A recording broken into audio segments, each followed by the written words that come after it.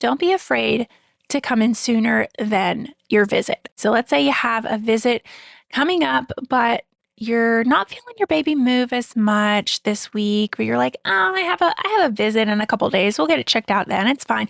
No, don't wait. Always come in. If you ever have that mom sense that something's going on, we would rather you come, okay? Come, please come in and get it checked out.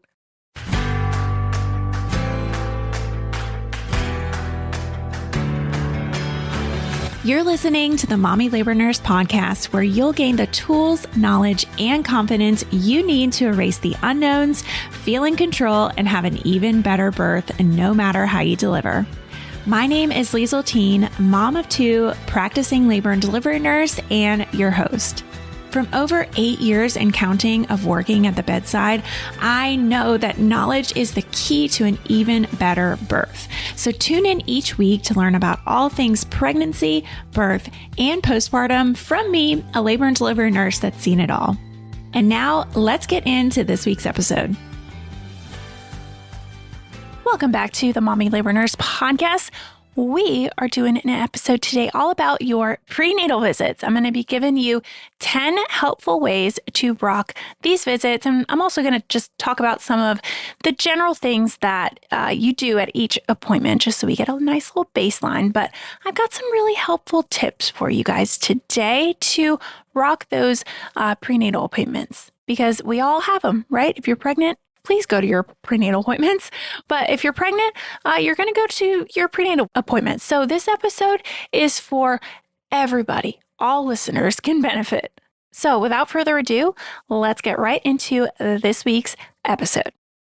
All right, so before we dive into some of these tips, I'm going to go over on how to rock your prenatal appointments. I think it's going to be helpful to just go over basics, right? What will happen at each appointment, or what's supposed to happen at each appointment? Because really at the heart of it, these prenatal appointments they're like little check-ins, right? Your provider's just checking in with you, making sure there's no red flags going on that we need to check into more, right? So by doing some of these routine screenings at each appointment, which we're going to talk about, we can actually gather a lot of info and spot potential issues before they become not so good anymore. And that's why keeping up with the ACOG recommended prenatal care schedule is so important. And just to reiterate what that is, weeks 4 through 28, you'll have an appointment about every 4 weeks. Weeks 28 to 36, you'll start having appointments every 2 weeks. And then weeks 36 to birth, you'll have an appointment every week. All right, so what's going to happen at each of these visits? Number one, we're going to do a weight check, right? Typically, the first stop when you get to the prenatal clinic is they put you on the scale. And really the main purpose for these check-ins is just to check for sudden jumps in weight. Weight gain mainly, but weight loss also. And friendly reminder, or women, right? So a lot of women have issues with just the scale in general. I know I did for a really, really long time until I got into intuitive eating, and now we're okay. We're good. But a lot of people just have issues with seeing that number and seeing that number rise consistently, even though, it may well be within a normal range, right? It can lead to some stress and anxiety. So I have a tip for you.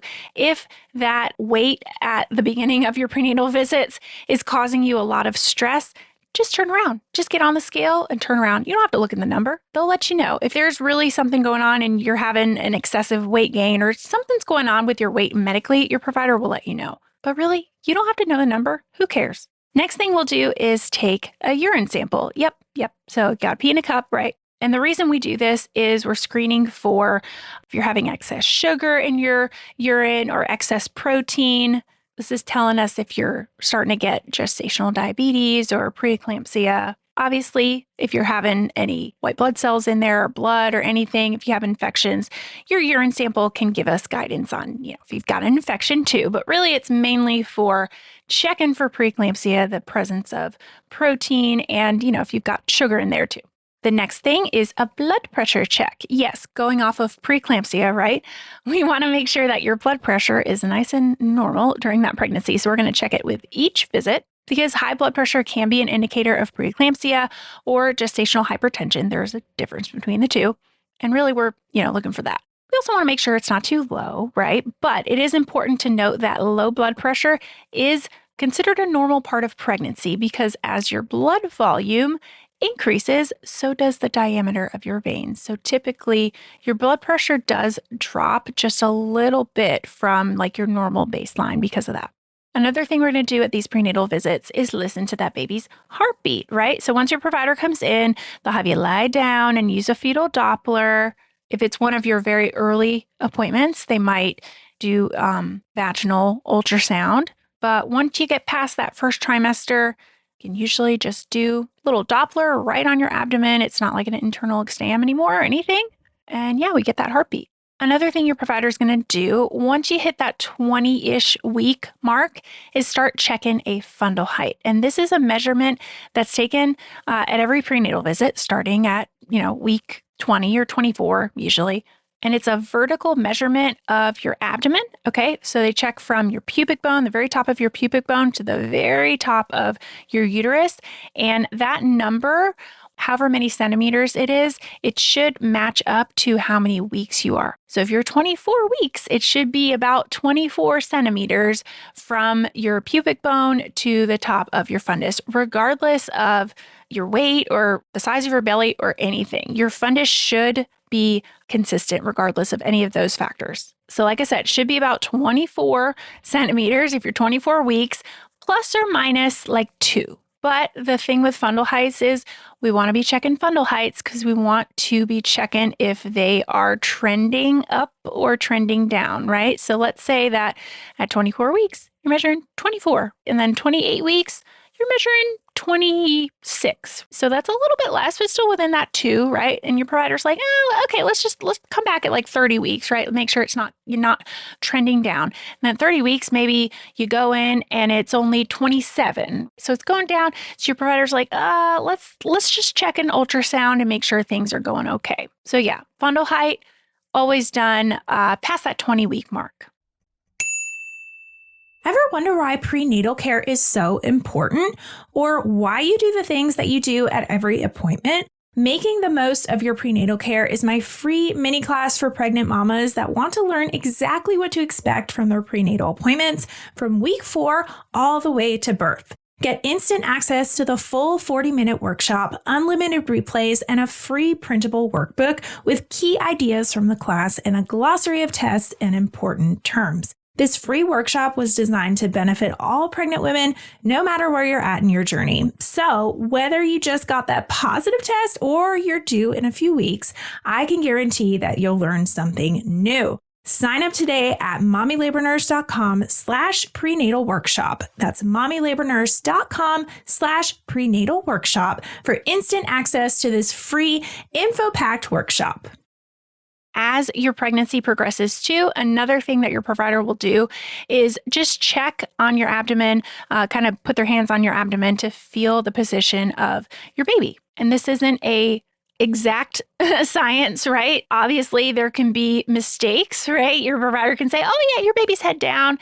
They put their hands on your belly and they're like, oh yeah, your baby's head down. And then they're not head down, right? So it can be somewhat inaccurate sometimes, but this is just something, you'll do as your belly is getting bigger, as your baby's getting bigger.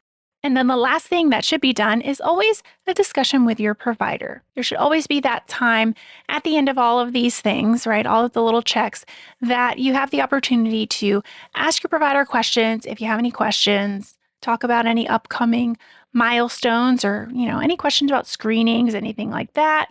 Don't be shy. A good tip I have is have a little open note in your phone. If you've got an iPhone or Android or whatever, have a little note that you can just plop in questions throughout the week, because I found that when I would get to my prenatal appointment, I would be like, I knew I had a question, I can't remember. So just make sure you're writing them down somewhere so you don't forget.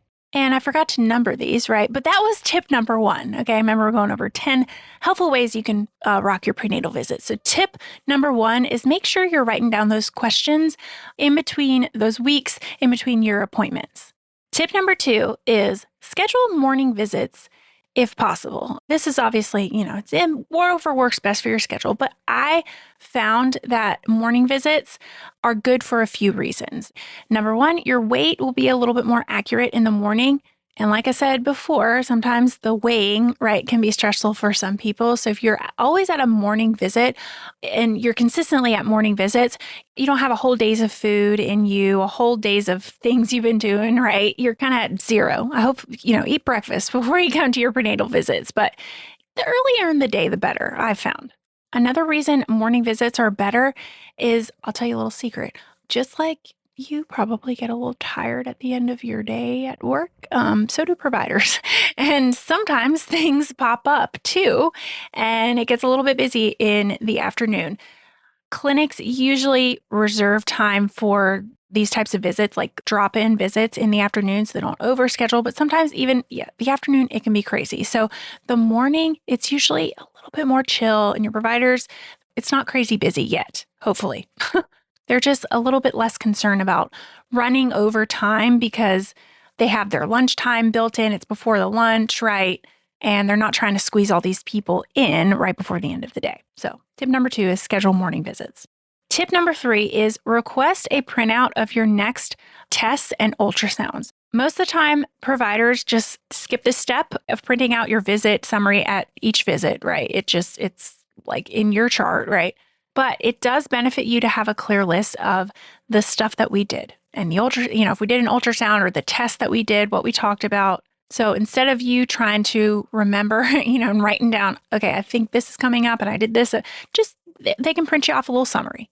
Tip number 4 is bring your partner. I'm a big advocate of partners should try and come to almost every single prenatal visit if possible. You guys are a team, right? If you have a partner, bring your partner, but leave your kids at home. If you can. Obviously, some people can't, but try to bring your partner, not your kids, because pregnancy fog, the mind, the issues that we have with our brains, pregnancy brain is real. So if you have your partner with you, even if you've got your note up that you've been taking down your questions, right? Your partner's there without a pregnancy brain. And they might help to remember some things that, we were talking about that were concerning, or they might have questions too that they want to ask. They just, you got one pregnancy brain in there and you got another non-pregnancy brain. And then as far as kids, we all know this if you have kids, right? If you don't, you will know if you're pregnant. But sometimes kids can be a little bit distracting, both you and the provider. And it's totally understandable. If you don't have childcare for your prenatal visit, it's fine. It's totally fine. But it will help you to be a little bit more focused and calm and collected in that appointment if your kiddos are elsewhere. So try and leave your kids at home, but if you have to bring them, it's fine. Tip number 5 is bring everything with you. Okay, and what does that mean, Liesl? I'll tell you.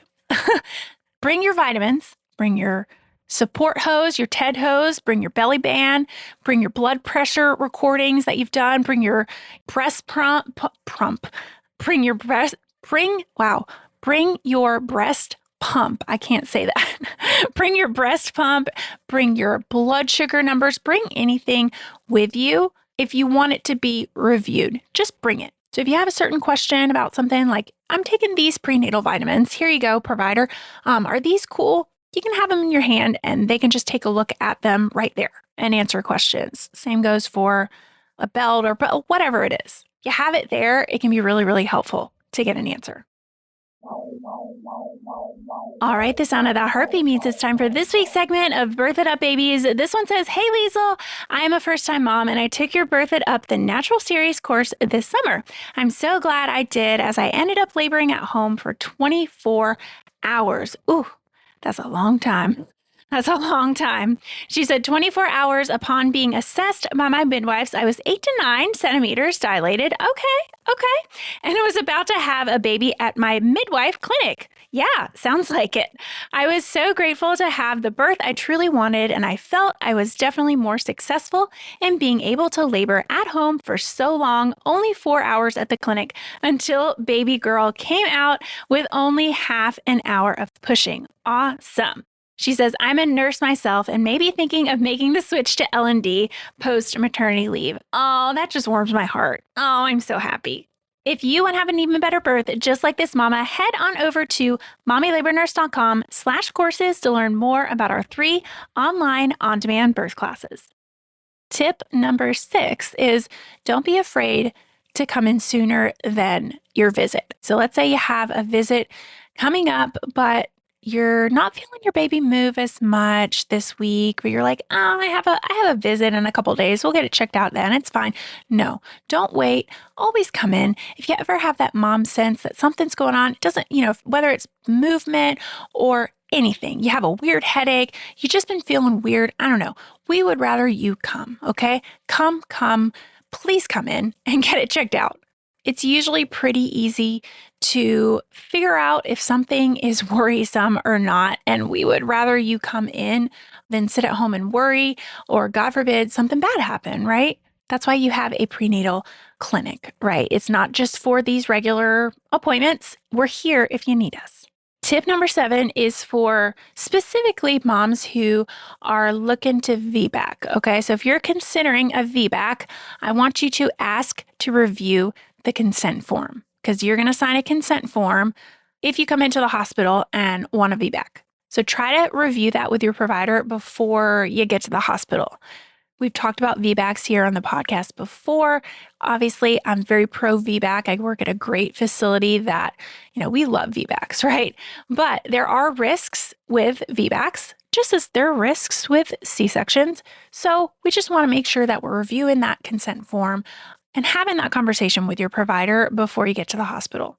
Tip number 8 is for people who have back issues, scoliosis. If you have scoliosis, listen up if you want an epidural. If you have scoliosis, I want you to ask if you need to make a visit with your anesthesia team, because oftentimes if you have back issues and you are wanting an epidural, your anesthesia team will want to review previous x-rays that you've had, or if you've had surgery or something on your back. They want to know that before you're in labor getting your epidural. So if you have any back issues like this, make sure you bring this up to your provider if you're interested in getting an epidural, because very often times I've definitely had it happen to patients and they didn't know. They came in, they had scoliosis, they had previous back surgery, and the anesthesia team was like, no, I can't, I can't give you, I don't know what's going on in there. Like, I can't give you an epidural. I don't have any sort of records to look at.